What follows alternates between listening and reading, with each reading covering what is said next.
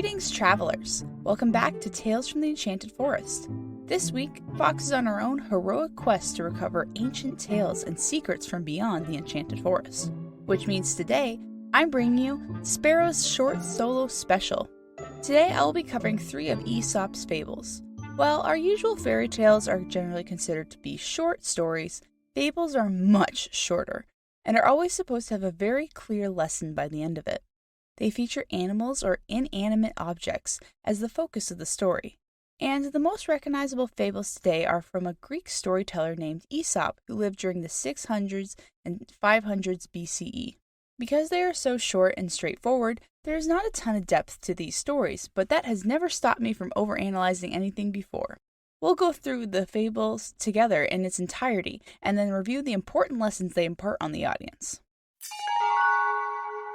First up, we have Sparrow and the Hare. Once there was a hare who was happily hopping through a grassy field, when suddenly an eagle swoops down and pounces on the hare.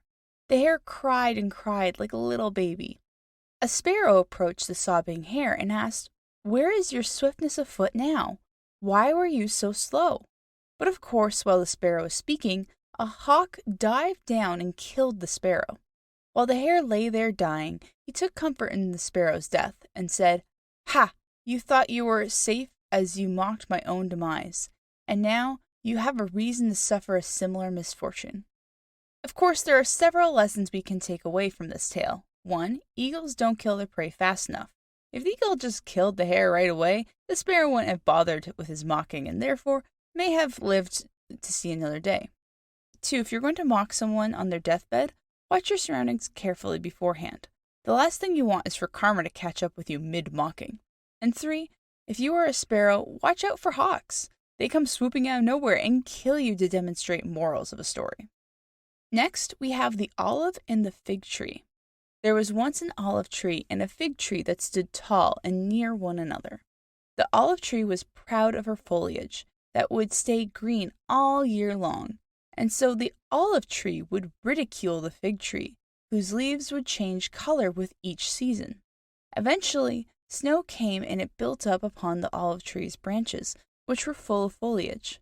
The weight of the snow upon her branches caused them to snap, robbing her of her beauty and ultimately killing the tree.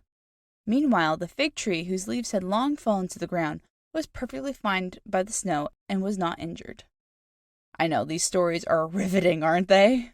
But once again, there are several lessons we can learn here. 1. Trees are far more judgmental than I originally thought. Who knew they also struggled with the idea of different fashions for each season? 2. You need to adopt and change with the times so that you may survive winter. 3. Olive trees do not do well when it snows. They are native to the Mediterranean for a reason, so if you live where it often snows, maybe consider getting a fig tree instead.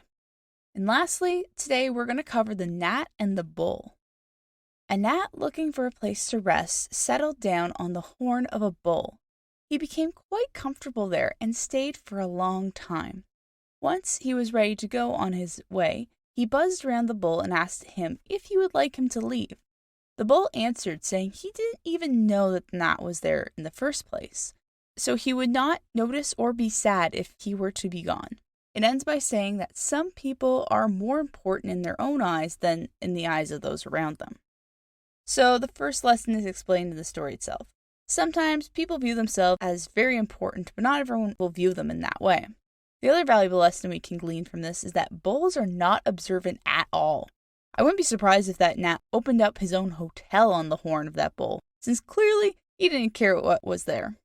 And those are just a few of Aesop's fables and some of the important lessons that we can get from them. Thank you so much for listening, dear travelers, to this special Sparrow solo episode. Fox will be back next time as we talk more about modern heroes as we continue to wrap up our hero series.